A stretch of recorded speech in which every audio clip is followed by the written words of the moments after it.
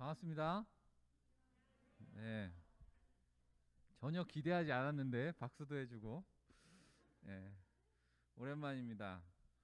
공간이 나는 되게 낯설 거라고 생각했어요. 그래서 여기서 예배한다 그래가지고 불편할 텐데 그렇게 생각했는데 와 보니까 그냥 괜찮네요. 네, 괜찮죠? 네, 괜찮고 또 우리 중고등부가 오래간만에 한 몸으로 예배한다 그래서 함께하는 우리 중고등부 주님의 은혜가 가득하기를 축복합니다. 원래 여기가 어떤 공간이었는지 모르는 친구는 없죠? 예. 애찬실. 우리 애들은 교회 급식실이라 그러던데. 예.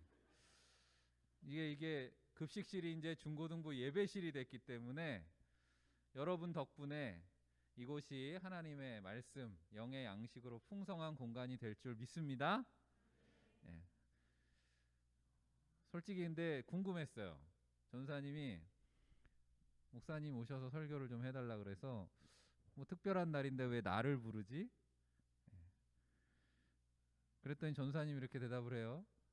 목사님 오셔서 그 학부모님의 마음으로 말씀을 전해주시면 좋겠다고 그렇게 선생님들이 말씀하셨다고 살짝 내 눈치를 보면서 왜 내가 바쁜데 안 되는데 그럴까봐 나는 속으로 이제 이런 생각을 하는 거죠. 권영주 목사님 계신데 그죠? 권영주 목사님도 학부형이고 또 이원중 목사님도 학부형이고 학부형 목사님들 많은데 왜 날 부르지? 그래서 내가 제일 나이도 많은데 중고등부 선생님들이 나를 좋아하나? 아, 속으로 혼자 그렇게 착각을 하면서 하지만 겉으로는 티내면 안 되잖아요. 그런 티내지 않으면서 그리고 시간을 좀 끌어야 돼. 바로 대답을 하면 안 돼. 되게 바쁜 척 시간을 끌면서 전사님 눈치도 살짝 보는 거지. 선생님 긴장하고 있으니까 내가 안 된다 그럴까 봐. 좀 시간을 끈 다음에 그러면은 그러지 뭐 이렇게 대답을 했어요. 전사님이 안도하는 표정을 이렇게 재밌어 하면서 어렵게 승낙하는 것처럼. 근데 그런 장난스러운 시간이 좀 지나고 나서 왜 나지? 하는 질문을 다시 하게 돼요. 누구한테 하는 걸까? 그 질문은 하나님한테. 하나님께 다시 질문을 하는 거예요. 주님 왜 나지요?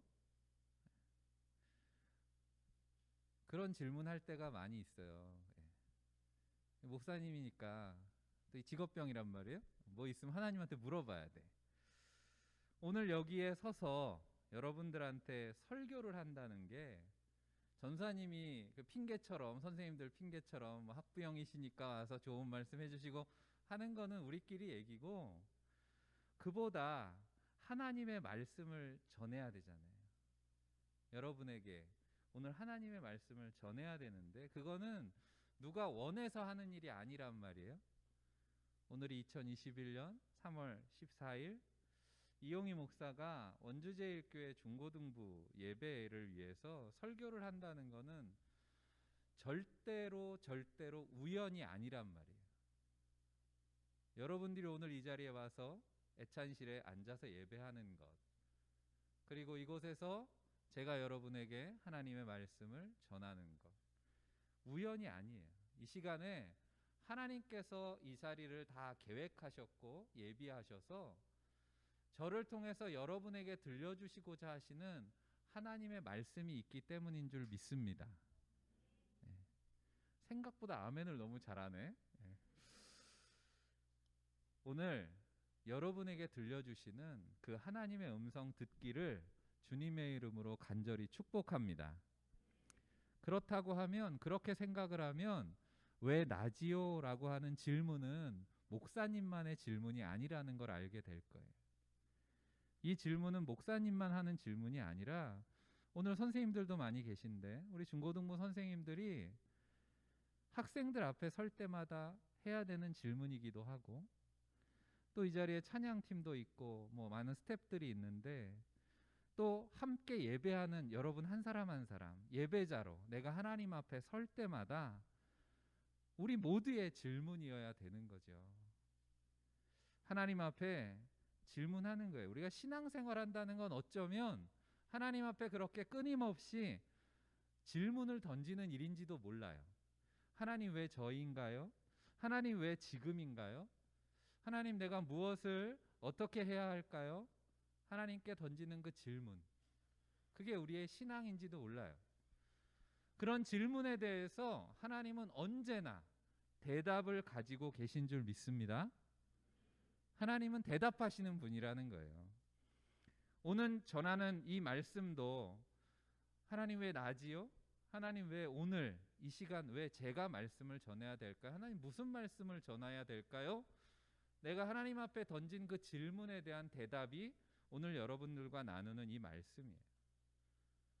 지난 1년 동안 우리가 코로나19라고 하는 듣도 보도 못했던 그런 상황을 접하게 되면서 어려운 시기를 1년을 지내고 또 이렇게 새로운 새 학기가 됐어요.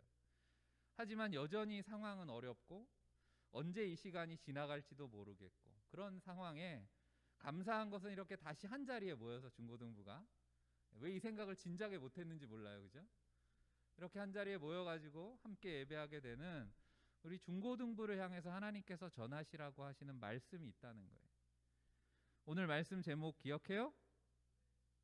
뭐죠? 아, 여기 있구나. 이게 안 보이는 줄 알고. 네. 행복한 사춘기를 위하여. 여러분 모두 믿음 안에서 행복한 사람들 되기를 축복합니다. 하나님은 우리 중고등부가 행복하기를 원하신다는 거예요.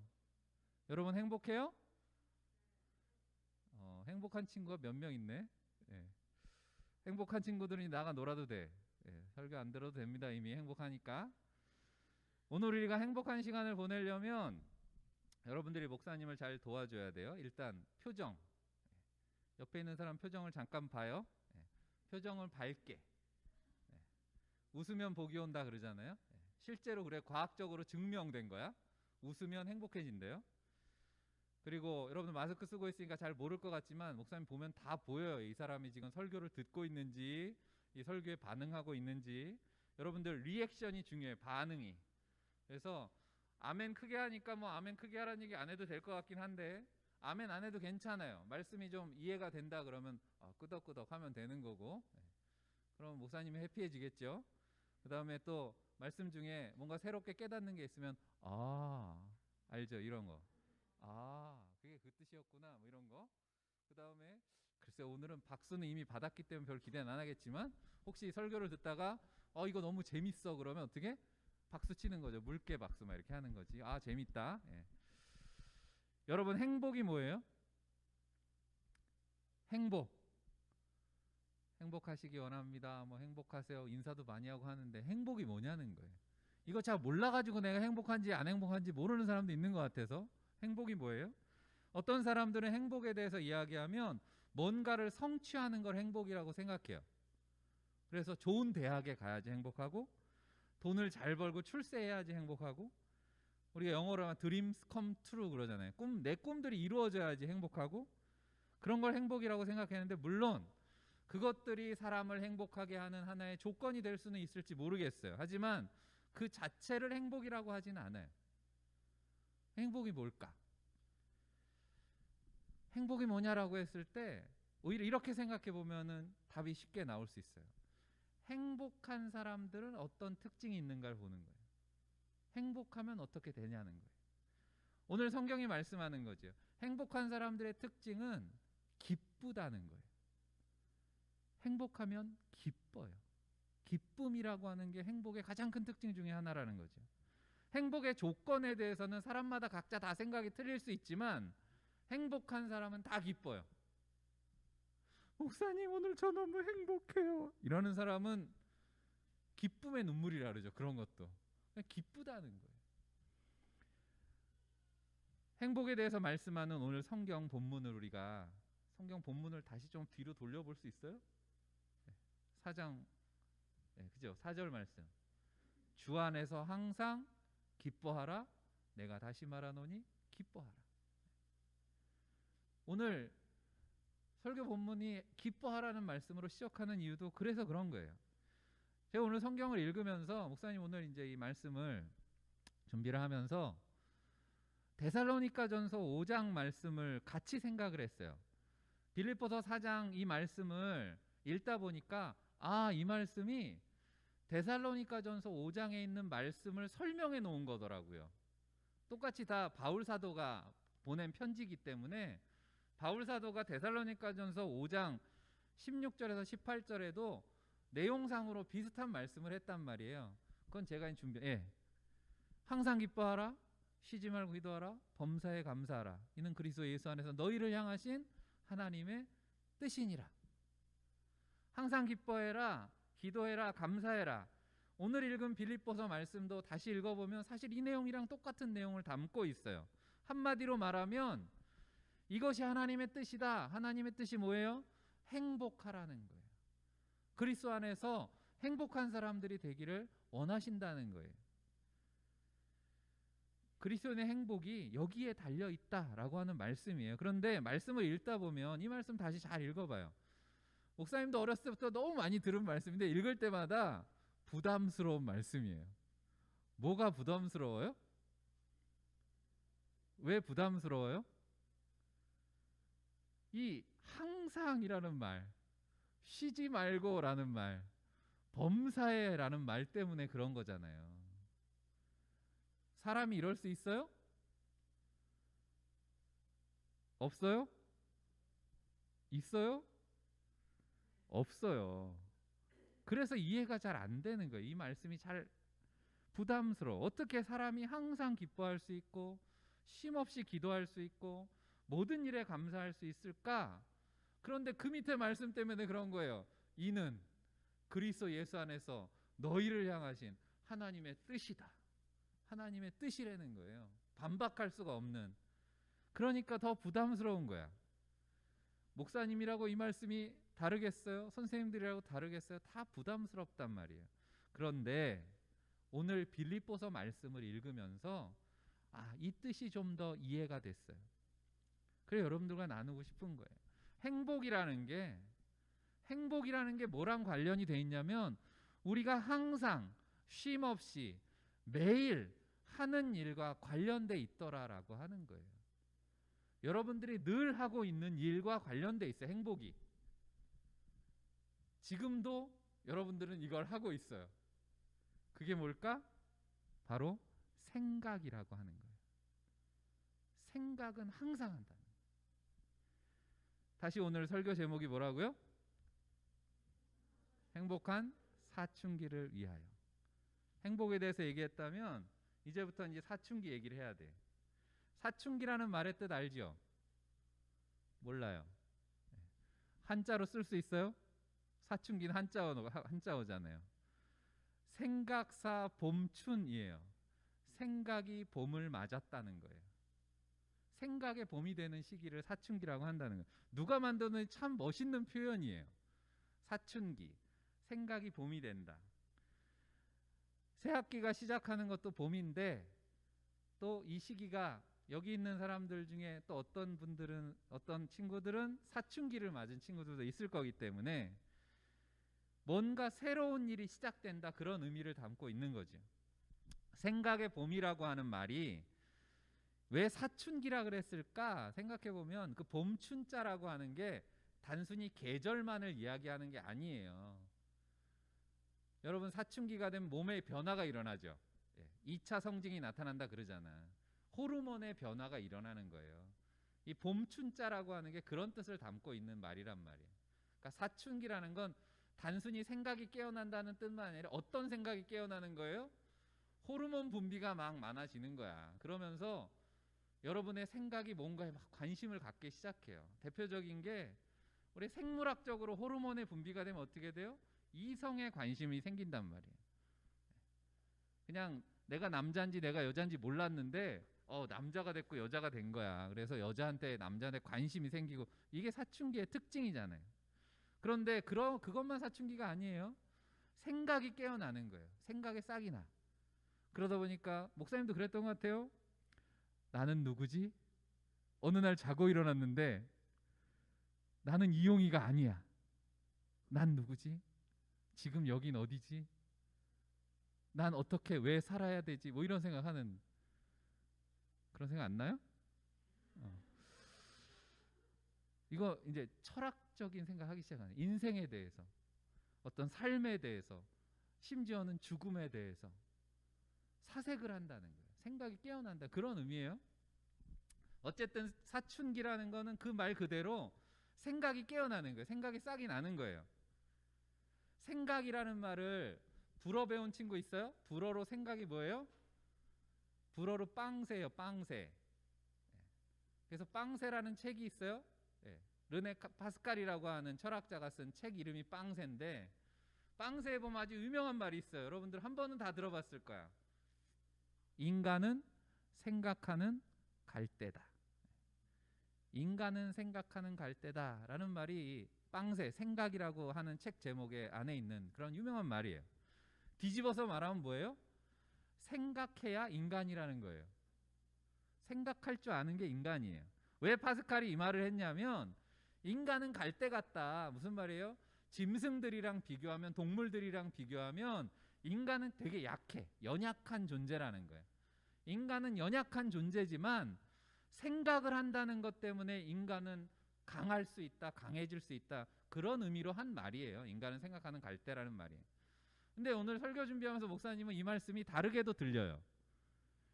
인간은 생각하는 갈대다? 무슨 말이에요? 그 생각 때문에 인간은 갈대처럼 흔들릴 수도 있는 거다라는 생각을 해봤어요. 생각이 많아서. 목사님 여러분 나이 때 뭐 비망록, 일기장 이런 거 있어요, 집에. 그 비망록이 책꽂이에 꽂혀 있는데 아마 태연이도 어디 있는지 모를 거야. 내가 거기 꽂았는데 아마 거기 보면 이제 비망록에 내 어렸을 때 고민이 거기 다 담겨 있거든요. 거기에 이런 말을 써놨어요. 내 중학교 때 쓴 것 같아, 내 생각에. 어른이 된다고 하는 게 이렇게 생각이 많아지는 거라면 나는 어른이 되고 싶지 않다. 오, 네. 중학교 때 썼다니까. 느낌 있죠? 이렇게 생각이 많아지는 게 어른이 되는 걸까? 그러면 나는 어른 되고 싶지 않은데, 이런 마음을 써놨던 것 같아요. 아마 여러분들 중에도 생각이 많아서 고민인 친구들이 있어요. 반대로 이런 말 들은 경우 있죠. 야, 너는 생각이 왜 이렇게 없니? 그런 말 때문에 괜히 상처받은 친구도 있을지 몰라요. 왜 그래? 네가 내 생각을 봤어? 내가 생각이 있는지 없는지 봤냐고. 심리학이라는 학문이 발달하면서 사람의 마음에 대해서 조금씩 알기 시작해요. 그러면서 사람의 마음은 빙산 같다는 거예요. 빙산의 일각이라는 얘기하죠. 물 위에 떠 있는 빙산은 조그만데 물 속에 있는 얼음 덩어리는 무지하게 크다는 거예요. 사람 생각, 마음이 그렇다는 거예요. 겉으로 보이는 걸 가지고는 그 사람의 생각과 마음을 알 수가 없어요. 그래서 그 안에 감추어져 있는 그런 큰 얼음 덩어리, 우리가 그런 거 이제 무의식 이렇게 말하는데, 심리학적 용어죠. 무의식이라는 게 있다는 거예요. 그러니까 무의식이라는 건 뭐예요? 우리가 잠들어 있어도 우리는 생각하고 있다는 거예요. 내가 의식이 깨어 있지 않아도 나는 생각하고 있다는 거예요. 여러분 멍 때린다 그러잖아요. 지금도 있어, 몇 명. 보니까 3명쯤 지금 멍 때리고 있는데, 멍하니 있어도 내가 아무 생각 안 하는 게 아니에요. 뭔가 생각하고 내 안에 뭔가 이루어지고 있다는 거예요. 무슨 말이에요? 우리는 아무 생각도 안 하는 시간은 없어. 항상 생각이 있어. 그런데 그 생각들 때문에 우리는 행복하지 않을 때가 너무 많다는 거예요. 불행해질 수 있다는 거예요. 사람들이 의식적으로 하는 생각이라고 하는 거는 다 뭐와 관련된 때가 많냐면 염려하는 거예요. 내가 깨어있는 시간 동안에 하는 생각들을 한번 여러분들이 다 적어본다면 그 중에 90% 이상은 염려라는 거예요. 주로 이제 우리 남학생들 뭐 염려해요? 오늘 뭐 먹지? 이게 가장 큰 염려 중에 하나예요.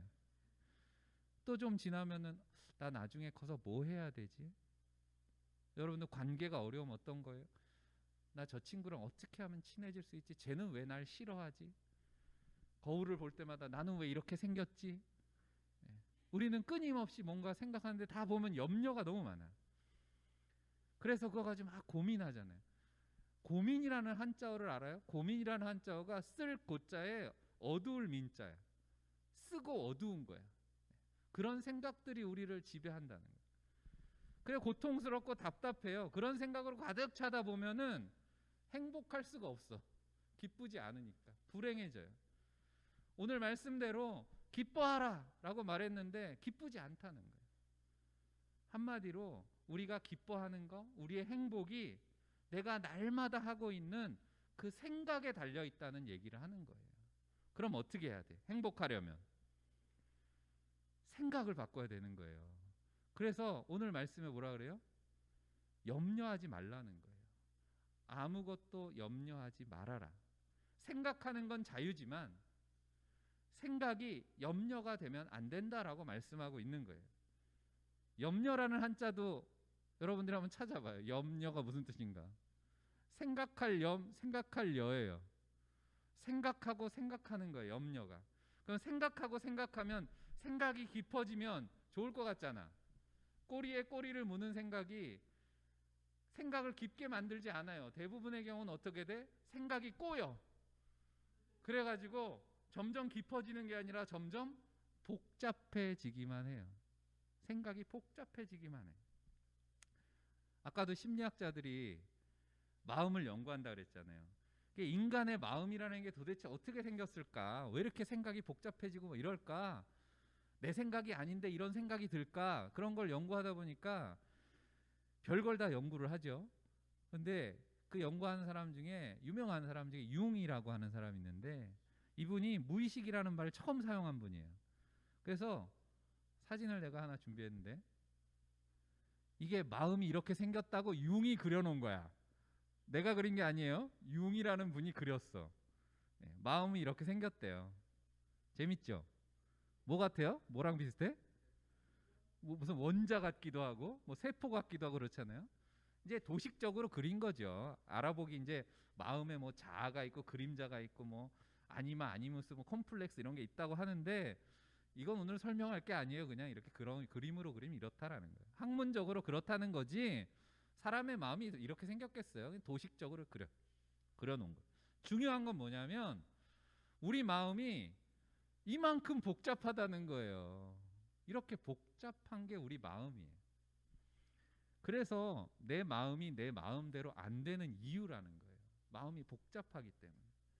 그렇죠? 아, 나 이 생각 좀 안 났으면 좋겠는데 하는 생각 있죠? 아, 이것 좀 잊어버렸으면 좋겠는데 하는 생각 있잖아. 잊어버려져요? 내가 생각하고 싶을 때만 딱 생각나고 막 파일 찾듯이 아, 생각날 때만 생각나고 생각 안 날 때 싹 지우고 싶으면 지우고 돼요? 안 돼. 사람 마음은 그게 안 돼요. 기억도 내 마음대로 안 되고 망각도 내 마음대로 안 돼. 마음과 생각은 내 마음대로 되는 게 아니라는 거예요. 잊어버리고 싶어도 생각하고 싶어도 안 돼. 자꾸만 걱정이 되고 어떻게 할지 모르는 거예요. 그래서 아무것도 염려하지 말라라는 말씀의 의미 속에는 염려라는 거, 생각하고 생각하는 거는 내 마음대로 되는 게 아니다라는 말씀이에요. 내 마음대로 되는 게 아니라는 걸 잊지 말라는 거예요. 그리고 이걸 누구보다 잘 아시는 분이 누구냐면 우리 마음이 이렇게 복잡하다는 거를 누구보다 가장 잘 아시는 분이 바로 하나님이시라는 거예요. 왜? 누가 만드셨어요?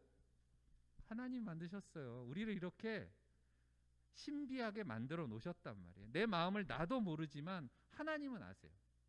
내 마음 그 깊은 곳에 있는 상처와 아픔도 하나님 다 아신다는 거예요.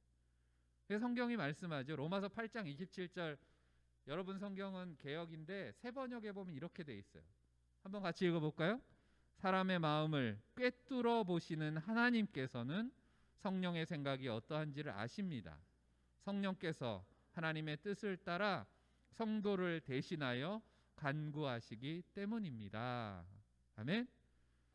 우리의 마음을 꿰뚫어 보시는 하나님이 성령을 통해서 우리를 도와주신다라는 말씀이에요. 우리의 마음이 그렇게 복잡하기 때문에 내 마음을 내가 내 마음대로 할 수 없기 때문에 하나님께서 우리에게 성령을 주신 이유가 이것 때문이라고 하는 거예요. 마음이 복잡하고 염려가 많아지면 그래서 기쁨을 잃어버리고 행복해질 수 없다 그랬어요. 그렇기 때문에 지금부터가 중요해요. 지금까지 했던 말씀은 여러분 기억에서 잊혀질지 모르지만 지금부터가 중요해. 지금부터 나누는 말씀이 오늘 본문의 핵심이에요. 염려가 내 마음을 차지하려고 할 때, 그렇게 자꾸 내가 원하지 않는 생각들이 나를 불행하게 만들려고 할 때 어떻게 해야 되겠냐는 거예요. 한번 따라해 봅시다. 염려를 기도로 바꾸자. 염려를 기도로 바꾸라는 거예요. 염려가 돼요? 기도하라는 거예요. 자, 오늘 6절 말씀 같이 읽어봅시다. 시작. 아무것도 염려하지 말고 다만 모든 일에 기도와 간구로 너희 구할 것을 감사함으로 하나님께 아뢰라. 아멘. 이거 목사님 여러분 나이 또래 때 외웠던 구절이야. 이거 외우고 있으면요 여러분 평생에 도움이 돼요. 아무것도 염려하지 말고 오직 모든 일에 기도 간구로 너희 구할 것을 감사함으로 하나님께 아뢰라. 자, 이제 국어 시간이야. 이 본문에서 염려의 반대말은 뭘까요? 그래. 네. 여러분이 대답하는 게 정답이에요. 네. 내 맘이지 뭐. 나는 다만이 반대일 것 같아. 그럼 할 수 없죠 뭐. 예. 그런데 목사님이 찾은 반대는 감사예요. 염려의 반대말은 감사. 생각하는 거의 반대가 감사라고 하는 거예요. 염려라는 게 생각하는 거라 했잖아요. 그래서 생각이 꼬리에 꼬리를 무는 거예요. 그건 무슨 말이냐면 내가 생각하는 거예요. 내가. 그런데 감사라고 하는 거는요 중심이 바뀌는 거예요. 내가 아니라 하나님으로 바뀌는 거예요. 그래서 다음 화면 보여줄래요? 띵크가 염려라 그랬죠. 그거를 땡크로 바꾸는 거예요. 띵크랑 땡크는 여러분 이런 거 많이 생각해 봤잖아.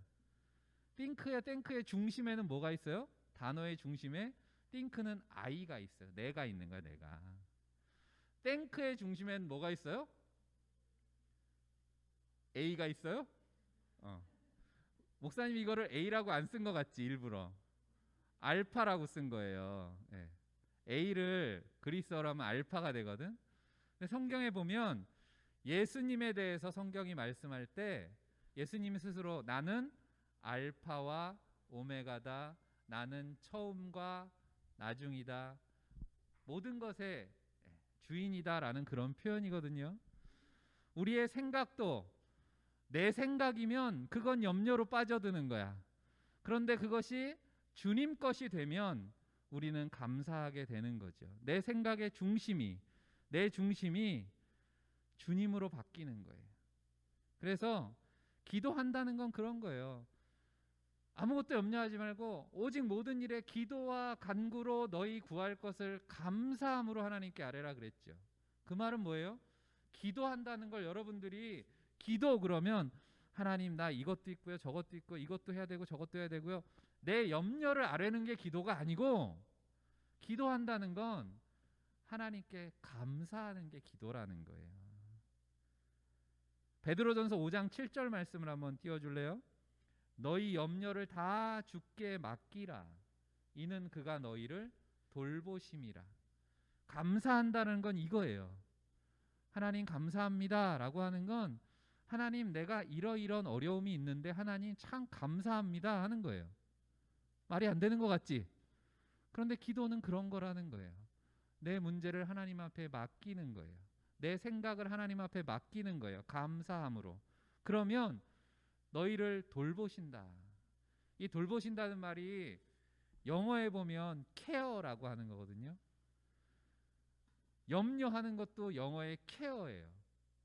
내가 염려하면 내가 케어하는 건 염려가 되지만 하나님이 케어하시는 건 돌봄이 된다라고 하는 거예요. 성경에 보면 누구보다 이런 기도를 많이 하신 분이 바로 예수님이에요. 예수님은 어려운 문제가 있을 때마다 하나님 감사합니다 기도하셨다는 거예요. 그 감사의 기도에서 기적이 나타나고 치료가 나타나고 변화가 나타났다는 거예요. 그러니까 감사의 전문가는 예수님이에요. 기도의 전문가는 예수님이에요. 그래서 우리가 감사합니다라고 할 때마다 우리를 주님께서 돌봐주시겠다 약속하시는 거죠. 염려가 마음에 가득할 때 우리가 이렇게 감사로 기도를 하게 되면 어떻게 될까? 내가 중심이 돼서 생각하던 것을 내려놓고 주님께 문제를 맡기게 되면 어떻게 되냐는 거예요. 우리 삶에 어떤 변화가 나타나는가? 그게 7절 말씀이에요. 7절도 같이 한번 읽어볼까요? 그리하면 시작. 그리하면 모든 지각에 뛰어난 하나님의 평강이 그리스도 예수 안에서 너희 마음과 생각을 지키시리라. 감사가 뭐라고요? 내 생각을 주님께 맡기는 거예요. 범사에 감사하라. 그게 그 말이에요. 범사에 모든 일을, 모든 문제를 하나님 감사합니다 하고 맡기라는 거예요. 그렇게 되면 주님께 내 마음과 생각을 다 맡기게 되면 내 마음과 생각을 누가 지켜주세요? 하나님 지켜주신다는 거예요. 얼마 전에 목사님 아버지, 우리 태연이 할아버지가 편찮아지셨어요. 그래서 할아버지가 편찮으신데 아버지 편찮으신데 입원을 하셨어. 입원해 계신데 그 상황에 어머니도 다치셨어. 목사님 어머니까지, 그러니까 두 분이 다 다치신 거예요. 그래서 한 분은 입원해 계시고 한 분은 응급실을 간 거야. 목사님 마음이 어떻겠어요? 5만 가지 생각이 막 다 들죠. 응급실에 어머니를 모시고 갔는데 흔히 하는 말로 멘붕이잖아. 한 분은 병원에 입원해 계시고 이제 한 분은 응급실을 모시고 갔어요. 어떻게 치료를 해야 되고 간병은 이제 어떻게 해야 되고 이게 치료에 가는 뭐 머리에 생각이 정말 꼬리에 꼬리를 무는 거예요. 염려에 사로잡히게 되는 거죠. 그럴 때 아까도 얘기했잖아요. 제가 항상 외우고 있는 말씀이기 때문에 아무것도 염려하지 말고 오직 모든 일에 기도와 간구로 너희 구할 것을 감사함으로 하나님께 아뢰라. 말씀은 머릿속에 있는데 이게 쉽지 않죠. 그런데 이 말씀이 정말 힘이 됐어요. 이 말씀이 힘이 됐다고.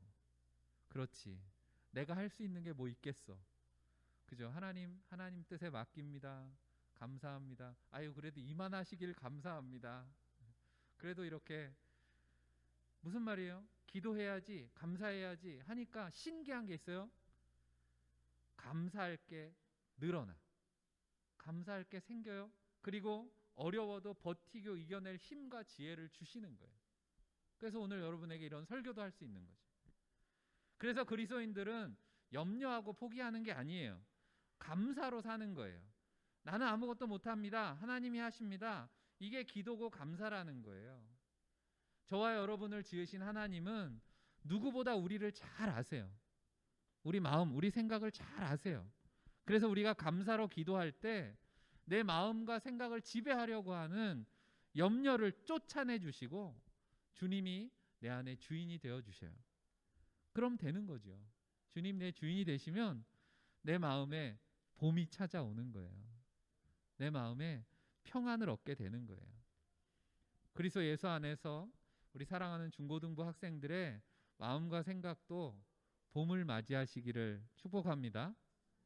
봄은 어떤 계절이에요? 씨앗을 뿌리는 계절이에요.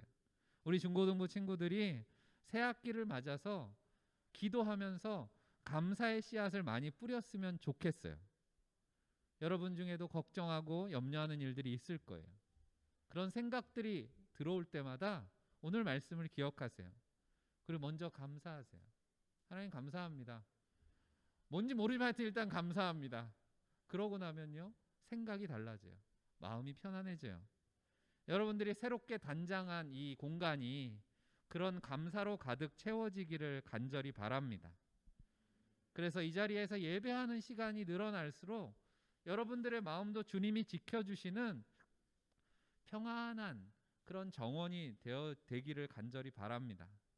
좋은 생각들이 심겨지고 그 생각들이 아름답게 자라고 기쁨의 꽃과 열매를 맺어져서 하나님이 원하시는 행복한 사람들이 이 자리에 차고 넘치기를 주님의 이름으로 간절히 축복합니다. 기도하겠습니다. 하나님, 생각할 것들이 참 많습니다. 그 생각들이 염려가 되어서 우리의 마음을 짓누를 때도 있습니다. 감당할 수 없는 어려움과 문제들로 고민하는 청소년기를 보낸 우리 친구들도 많습니다. 하지만 오늘 말씀을 통해서 하나님이 우리의 중심이 되어주시고 우리의 생각과 마음을 지켜주시는 비결을 알게 하심을 감사합니다. 날마다 우리의 마음을, 우리의 생각을 감사로 채워나갈 수 있도록 주님 도와 주옵소서. 감사하는 자리마다 하늘의 지혜와 하나님의 능력의 손길을 함께해 주셔서 우리 사랑하는 중고등부 학생들이 또 우리 선생님들이 어느 곳에 있든지 기쁨 가운데 늘 행복한 삶을 살아가는 하나님의 백성, 하나님의 거룩한 성도들이 다 될 수 있도록 주님 인도하시고 도와 주옵소서. 함께 하심을 감사드리며 예수님의 이름으로 간절히 기도했습니다. 아멘.